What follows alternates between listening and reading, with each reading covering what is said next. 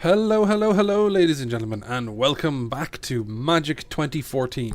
So, last time around, we were in the midst of the Plane of Innistrad, taking on some different encounters there, and that's where we're going to go right back to. So, let's jump into the campaign and head to the Plane of Innistrad. Ramaz gave me a pendant. I don't really care what you're talking about. So, anyway, we had made it through the Moorland Zombies, and we had made it through also the Skursdag Cultists. And now we are on to the Angry Mob. So it is time to take them on. Now, as always, we are using the Green Hunter Strength deck. And so this Angry Mob, you reach Thraben, where your strange appearance causes people to follow and gather. You show the pendant to an elder in hopes of allaying suspicion. Your hopes are dashed when he screams, "Thief!" The mob closes in. Oh, those damn Thrabens. Pesky humans. So, this is our hand at the moment. So we have 2 Forests and 2 Garruk's Companions. We also have a Colonian Tusker, Sacred Wolf, and Prey Upon. Okay, so this hand is very mana weak, but there's a lot of stuff we can do with the mana contained in this hand, so I'm going to keep it. Now we have first turn, so lay down a forest, and we'll continue because we don't have any creatures to use Prey Upon with. Continue and end the step. So leave it over to the Angry Mob. Okay, so they are playing.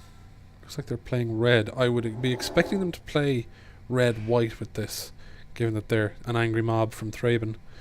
So Sombrewald Vigilante.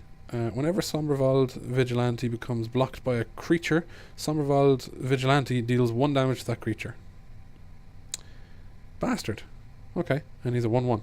Now, one thing I need to point out to you guys is this guy is called Sombrewald Vigilante, but because I speak German, I can't prevent myself from actually saying Somberwald, because that's how you would pronounce Wald in German, which means forest. So you're just going to have to forgive me and get over it. So, we're going to play our Garruk's Companion using our 2 mana. Now, he doesn't unfortunately have haste, so we can't do anything with him at the moment. He is a 3/2 with trample though, so that's pretty nice. And then we'll go from there. And continue again and end the game. Or sorry, not end the game, end the turn. I just want to have a quick look at this guy again. Whenever Sombrewald Vigilante becomes blocked by a creature. Okay, so if he was to attack and I blocked him, yeah, there we go, red-white.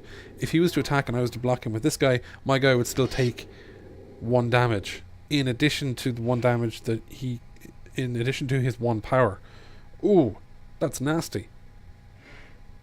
So that means if I block with this guy, it actually kills my guy, because he can only take a total of 2 damage. So I'm not going to block, I'm going to take the 1 damage. That is nasty. I don't like that. Okay, so he's going to play Unruly Mob. Whenever another creature you control dies, put a +1/+1 counter on Unruly Mob. So Unruly Mob is a human creature with 1/1, and the more creatures in the opponent's control that die, the stronger the Unruly Mob gets. That's not good. I hope he's not going to fire out loads of small, like 1/1s or stuff like that, because that would not be fun. Okay, now we're still stuck with the two forests. I had a sneaking suspicion that was going to happen, so this is not good.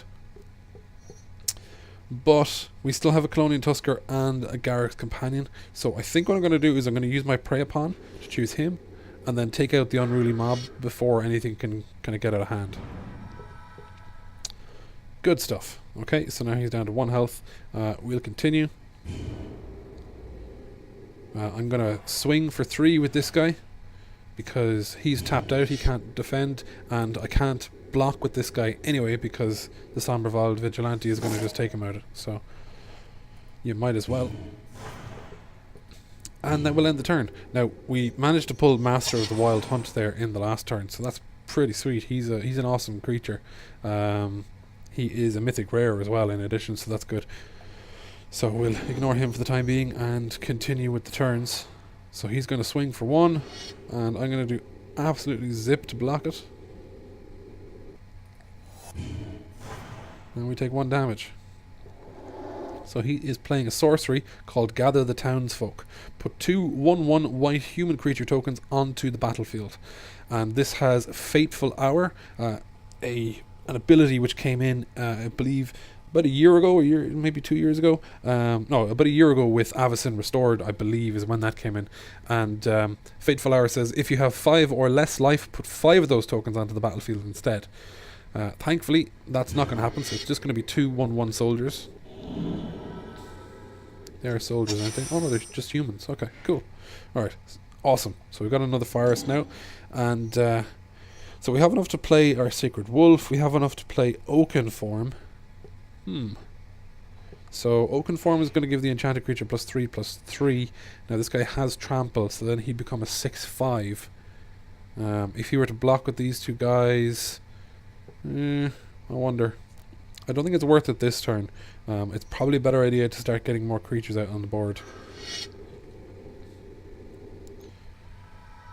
So I just want to have a quick look at Master of the Wild Hunt again. So at the beginning of your upkeep, put a 2/2 green wolf creature token onto the battlefield.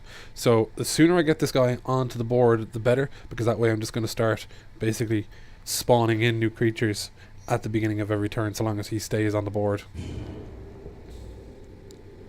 So I am going to skip the attack because I want to have guys available to block, and we'll go from there.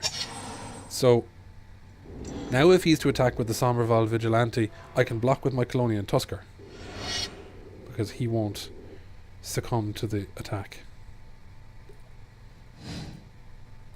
There we go. So he does 1 damage, and then they fight. I take 1 damage from that human. They fight. Sommerval Vigilante dies. Colonian Tusker is fine. And they fight, and my Gareth Companion is fine. So he's down to 1 measly little 1/1 human creature. And now he's playing Vigilante Justice. Whenever a human enters the battlefield under your control, Vigilante Justice deals 1 damage to target creature or player. Oh, that is evil. Oh, I do not like that at all. Oh, man, that is not cool. Okay, so that's an enchantment. That's just going to stay on the board until I can get rid of it. So that sucks. Okay, now we got a Cudgel Troll there. He's pretty cool because he can be regenerated, but I don't have enough mana to play him or to play Master of the Wild Hunt, so I'm not happy about that. Yeah, I think I'm going to play my Sacred Wolf because he is hexproof, so he can't be the target of this. Now, I can still be the target of that, and he can slowly whittle away my health, but hopefully that's not going to happen. Now, just to confirm, okay, whenever a human enters the battlefield under your control, so the more humans he spawns, the more damage I take. Great. Okay, so he's completely tapped out, so I'm going to swing for 6.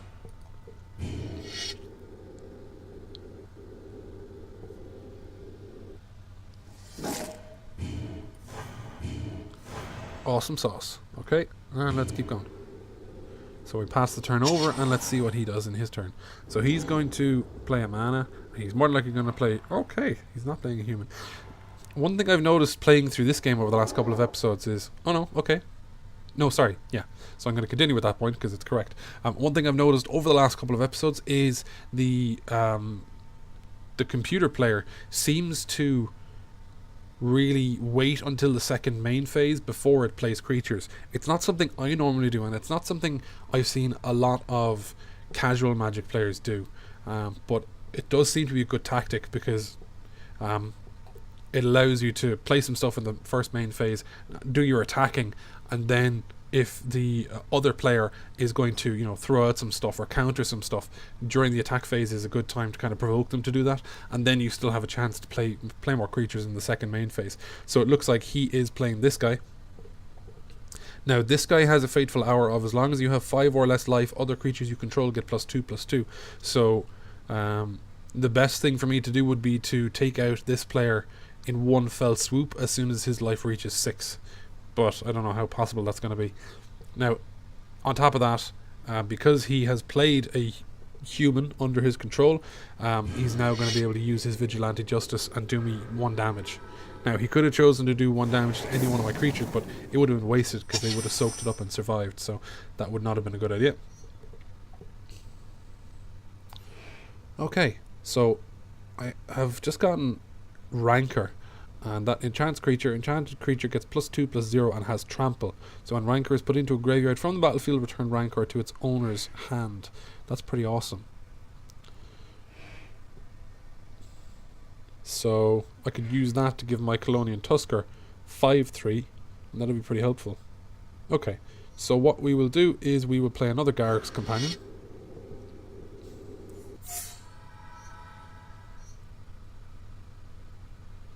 And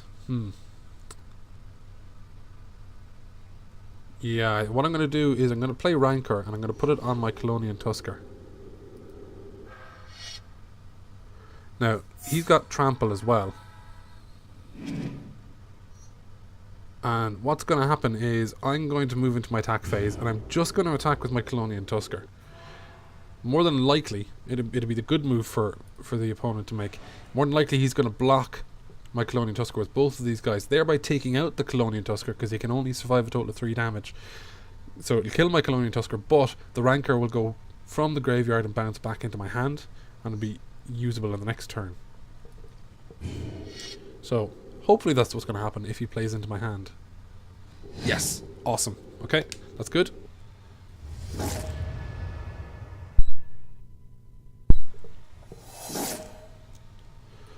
And he still takes 2 damage because of the trample, and now this pops right back into my hand. Fantastic stuff. Okay, so I'm not going to do anything else in my second main phase, and we'll pass the turn over. Okay, so more than likely he's going to play another human at some point. No? Wow, okay, we're in a good position here. He only has 9 life left.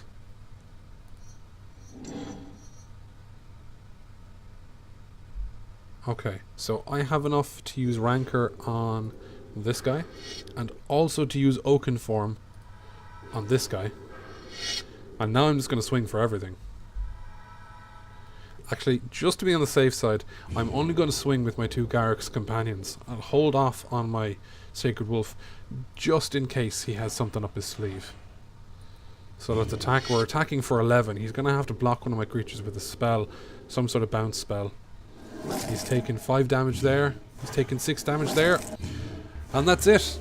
Success! Haha! Okay, that was a lot easier than I was expecting it to be. Okay, so we've unlocked a card for defeating the Angry Mob, and we've unlocked the Leatherback Baloth. Now, he only requires 3 green mana to play, and he's a 4/5. So that's pretty good. I think I'm gonna put him straight into my deck. So we're gonna go straight into the deck manager from here. We'll open up that. Open the Hunter Strength. We are at 61 cards in the deck because it has automatically put that Leatherback Baloth into my hand. So we're going to go all the way to the end.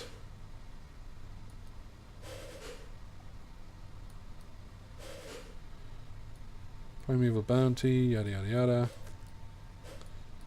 Didn't need to go all the way to the end, that was silly. Because there it is. Right, okay. So I think what we'll do is we will... What will we take out? Because I want to stick with a hand or a deck size of 60. So I'm going to take out the Staff of the Wild Mages. Okay, so we'll save that. So now we've got the Leatherback Baloth in there, along with all the other cards, and we've taken out the Staff of the Wild Mages. It's a helpful card to have, but because there's only 2 of them in the deck, now 1, there's a very low chance of it actually popping into my hand. And what tends to happen as well is enemies tend to have, removal spells to actually get rid of it. So it's very rare that I've personally come across things like that being of a huge amount of use in a duel. Okay, so we're going up against Sigismund using his Avacyn's Glory deck. So that's mono white. So this should be interesting.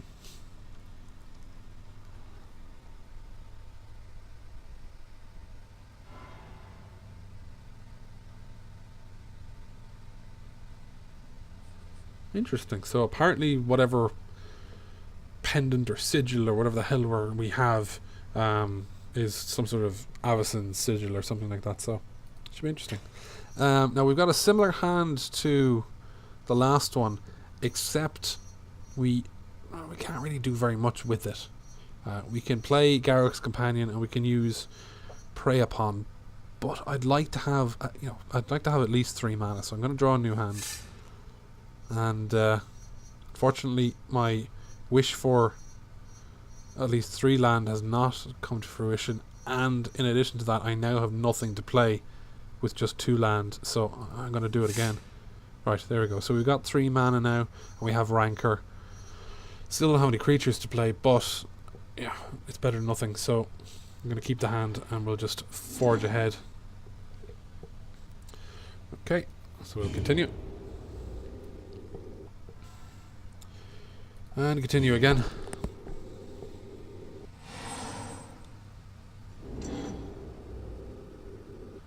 So let's see what he is going to do. Nothing. Okay. Cast that and continue. Now I would be surprised if he had nothing to play on this next turn. Okay, it looks like he has nothing to play on that turn. Great, okay, so we pulled another land as well, so that's helpful. So in the next turn, I'll be able to cast my... No, I won't. I need to wait another 2 turns before I can cast Sentinel Spider. God dang it. Okay, and continue. So, I'll be even more surprised if he has nothing to play in this turn.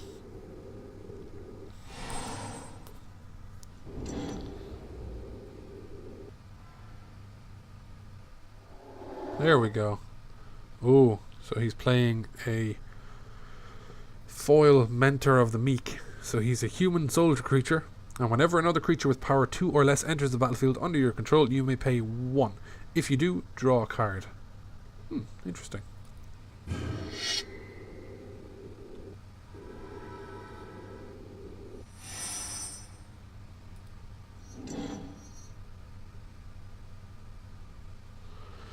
Okay, so I have nothing to target with my Bramble Crush, there's no point in playing it. And we'll continue. This is not looking good.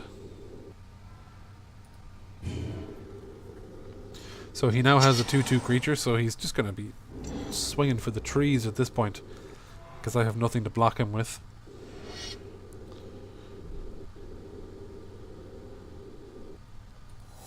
So we take 2 damage down to 18. I'm hoping and praying that I'm going to... Hang on. So this is an Elder Cathar. So when Elder Cathar dies, put a +1/+1 counter on target creature you control. If that creature is a human, put 2 +1/+1 counters on it instead. And he's a 2/2. Helpful. Now, hang on one sec.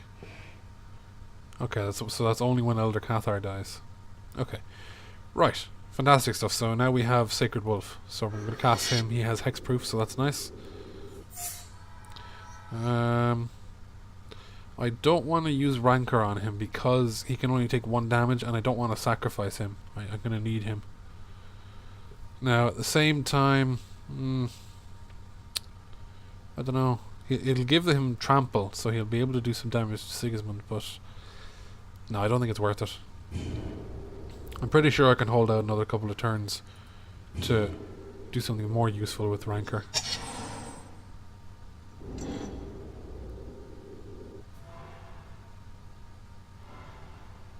Wow, he decided not to swing.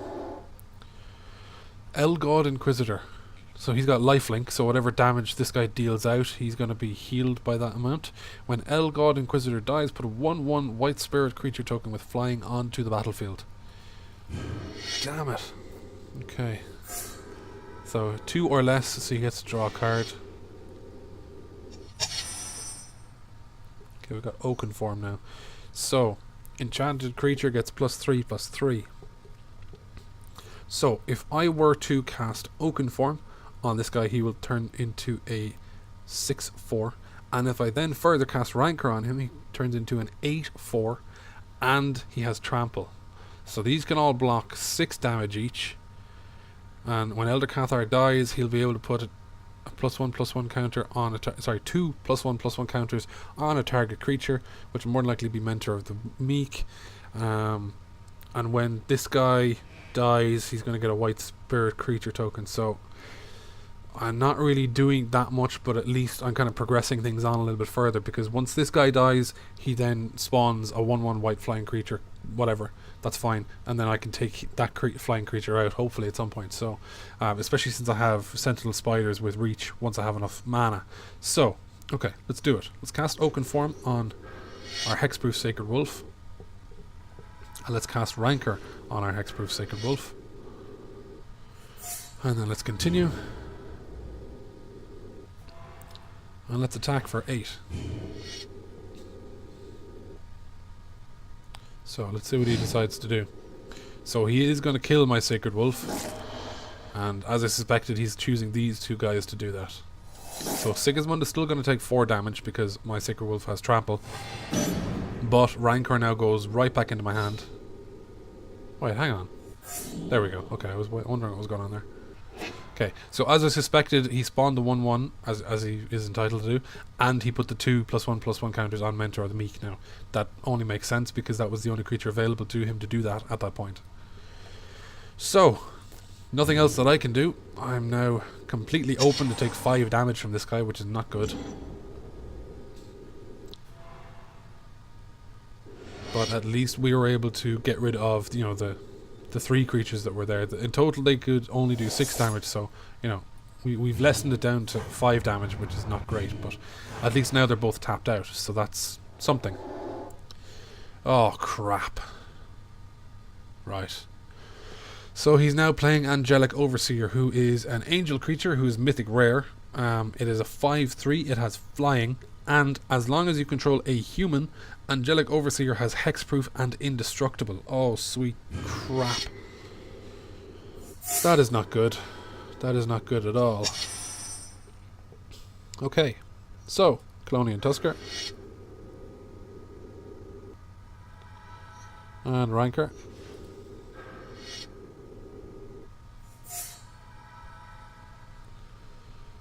And, yeah, there's not really much else I can do.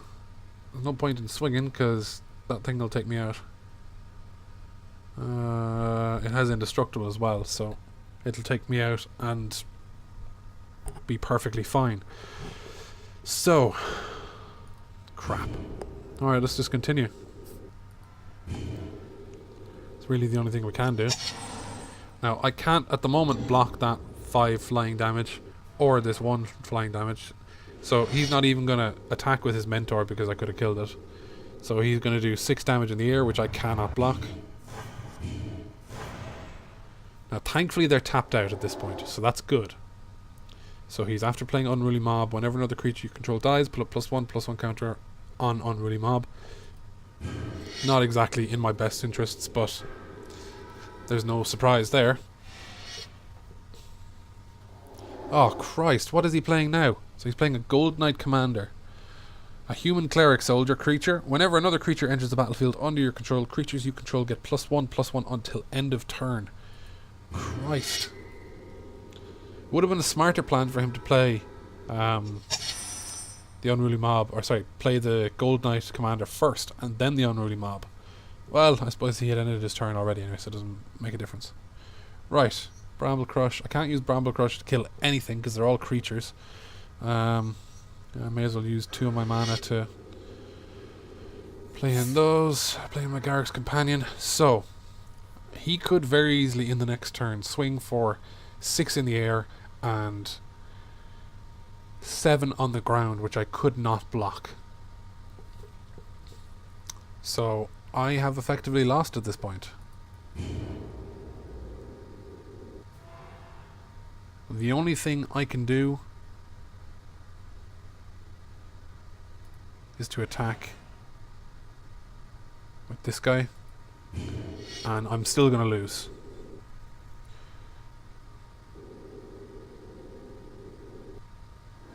Wow, he just took that damage. Shit. That was probably the smartest thing he could do, because now there's no way I can stop him.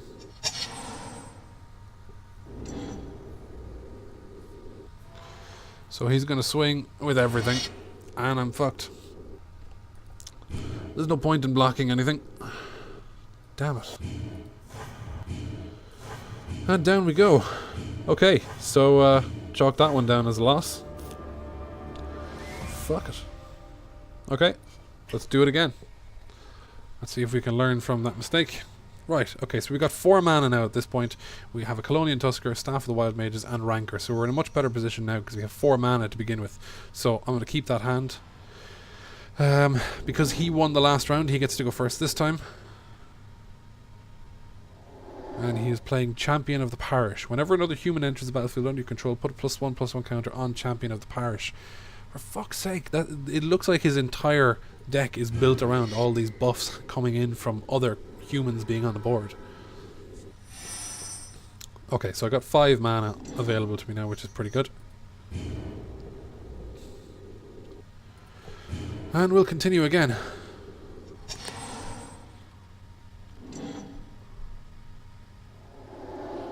So, he's playing a sorcery called Gather the Townsfolk, put 2 1/1 white human creature tokens onto the battlefield. If he had less than 5 life, if he had 5 or less life, sorry, he could put 5 of them on the battlefield, so it's only going to be 2 at this point. And now this guy just goes up to 3/3. Oh, that is not cool. And he swings for 3.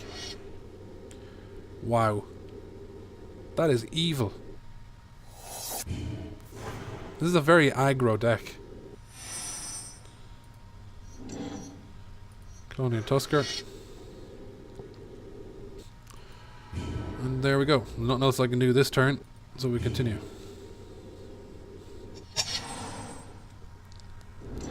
So more than likely he's going to spawn in another creature or more. Okay, so he's swinging with everything there. It only makes sense for me to block this guy with this guy. Because if I don't take him out now, he's only going to get stronger and stronger and stronger. And I'm only going to take 2 damage from these guys anyway, so it's a smarter thing to do. Right. I'm going to play the Staff of the Wild Mages, so that I can start regaining some of my health. Now, as I said, I've never personally found it to be hugely useful. Only in a very, very small handful of matches has it ever really saved me. But you know, you are literally just talking 1 life, and maybe you get 1 turn and you're able to magically turn it around in that turn. That's really the only time I've seen it be of use.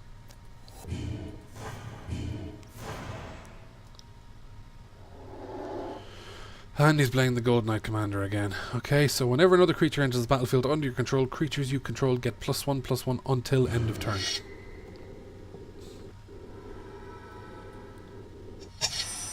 Okay, so I have a forest. This means I go up 1 life, which is good.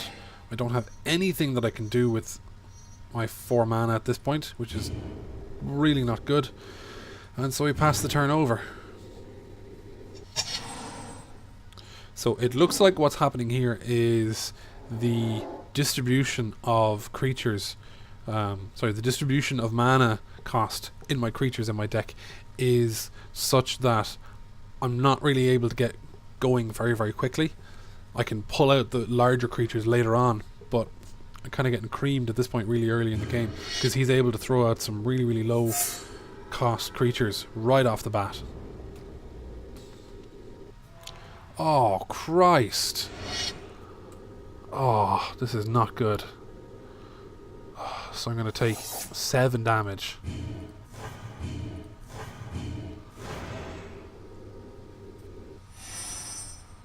This is so not good.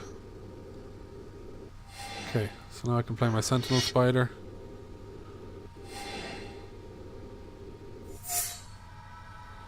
So thankfully he's got Vigilance and Reach, which means I can then take on... Oh no. I can sacrifice this guy to block the damage from the Angelic Overseer, but that's about it. And that would... yeah, he would be a sacrifice because he would die.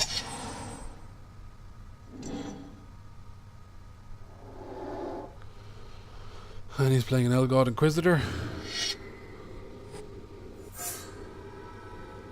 Now they all get +1/+1, and I am getting creamed. Okay, so he's swinging for 7 here. Oh. Wow. Okay, so unfortunately I have to sacrifice this guy. against that guy.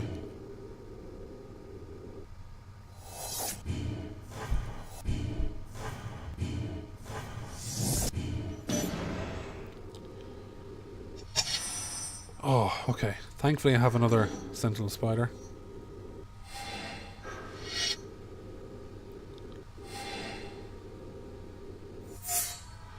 And I'm going to give him Rancor.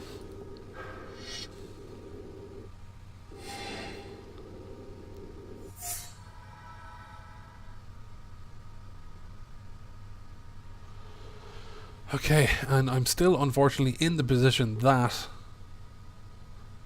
nothing I do is going to save me, I don't think. So I'm going to continue into my attack phase. This guy has Vigilance, so I can attack with him without fear of... What? Oh no! Damn it, he doesn't have haste and I only just threw him out, so there was nothing I could do. Fuck. So whenever another creature enters the battlefield, untap Midnight Guard. So the mechanic there would be use him during attack and then play another creature in the second main phase, and then he untaps and he's available. Oh Christ, okay. And wow. That is such a powerful deck. Okay, I'm going to concede at this point. There's just no point. He's creaming me. Okay, alright, so yeah, I need to learn from those mistakes. I need to slightly reconfigure my deck in order that my mana cost, my mana curve, as it were, when you're looking at the distribution of mana costs throughout your deck, I need to push it more towards lower cost creatures. So you can see here, this is the converted mana cost. So I have 9 where the converted mana cost is 2. But then the majority of them are still 3 upwards. So I need to have a look at that and see is there anything I can do to get past that. I have access to a lot of Gloom Widows here, and it might be an idea to replace some of the... Well, there's still 3, so that doesn't really help me. I mean, I've got 25 land in the deck, so... Garruk's Companion. See, they're helpful, but they don't have reach or anything like that, so I'm still vulnerable to damage. I have some stuff in here that I haven't even come across, so yeah, I'm gonna need to, as I say, I need to sit down and rethink the deck. So, as always, thank you very much for coming along for the ride, guys. I apologise that this episode has been a bit of a failure, but you know, that's how these things happen. You don't win every single match when you're playing Magic. Even when you're a pro, you still don't win every single match. But obviously the goal is to win as many matches as possible. So I'm going to go away and reconfigure my deck and have a look and see, can we fight this guy off a little bit better. For those of you who are unfamiliar with paper Magic, the standard thing you would do when you're playing a match against other people, especially in tournaments and things like that, you know, you'll have kind of best of 3 or something like that, and when you lose the first match and you go, holy crap, his deck is creaming mine and mine is completely unsuitable for dealing with his, that's when your sideboard comes in. Now, you don't have a sideboard in this game, but in Paper Magic you'll normally have a sideboard available to you of 15 cards, up to 15 cards, and the idea is that you put some, you know, enough different cards in there that you can basically augment your deck to deal with other decks that are creaming you. So for instance, with that guy, if I had a sideboard, you know, I'd be putting in some counter spells, so things to basically counter any kind of a spell or counter creatures or stuff like that, or you know, maybe put in some pacify or stuff like that to kind of, even though he has the creatures there, I'm going to stop him from using them and things like that. So yeah, I'm going to try and see if I can pull some cards from the ones I've unlocked, and as I say, reconfigure the deck. So anyway, that's enough rambling for me.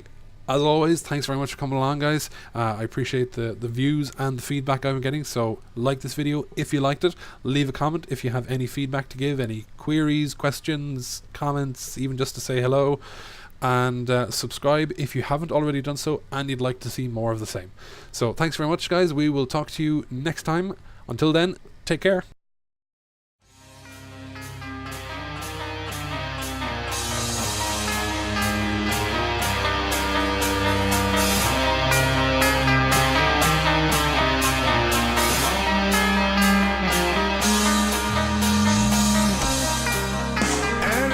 just us endless stars.